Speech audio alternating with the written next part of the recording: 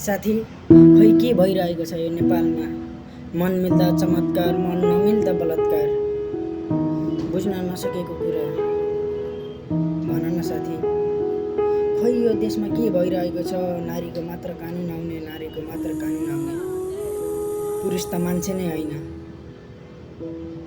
जहाँ पनि सुनिन्छ पुरुषकै गल्ती देखिन्छ। साथी, यति हुँदा हुँदा पनि किन बोल्छौ नारीहरूसँग? भन न साथी। साला पुरुषको जिन्दगी पनि कस्तो रहेछ? कति सजिलैसँग फसाउँछन् नारीले।